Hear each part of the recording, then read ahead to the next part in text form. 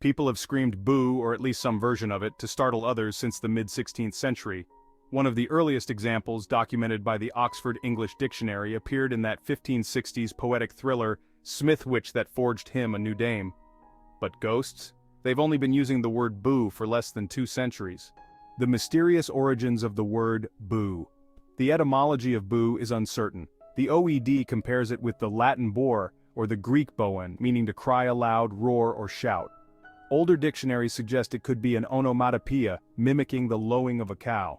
Whatever the origins, the word had a slightly different shade of meaning a few hundred years ago. Boo, or in the olden days bo or boo, was not used to frighten others but to assert your presence. Take the traditional Scottish proverb, "He can't say bo to a goose," which for centuries has been a slick way to call somebody timid or sheepish. Or consider the 1565 story Smith-Witch That Forged Him a New Dame, in which an overconfident blacksmith tries to hammer a woman back into her youth, and the main character demands of his dying experiment, "Speak now, let me see and say one's bow," or as Donatello would put it, "Speak, damn you, speak." But boo became scarier with time. After all, as the OED notes, the word is phonetically suited to produce a loud and startling sound.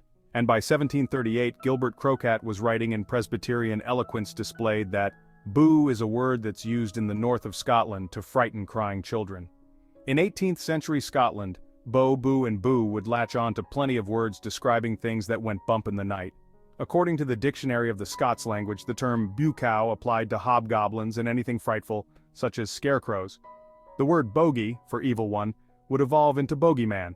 And there's Bewman or Booman, a terrifying goblin that haunted man-kings, counselors and princes fair, as wheels the common ploughman hey mayest their pleasures mixed with care, and dread some muckle boo-man.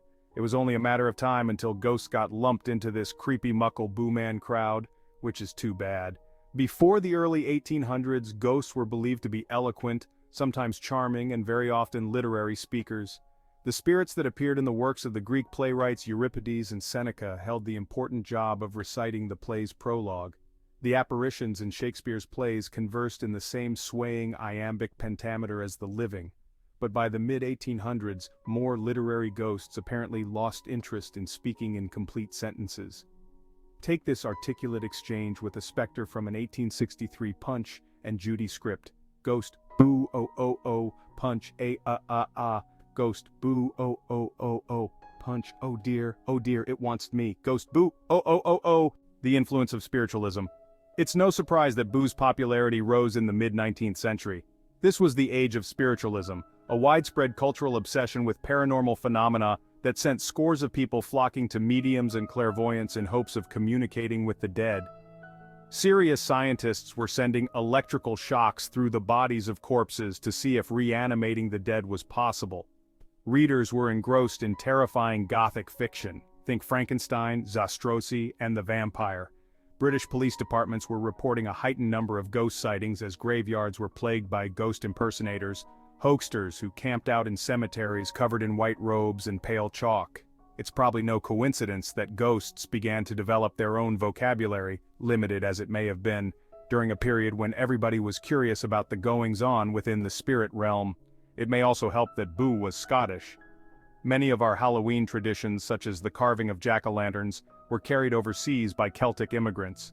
Scotland was a great exporter of people in the middle of the 1800s, and perhaps it's thanks to the Scots-Irish diaspora that boo became every ghost's go-to greeting.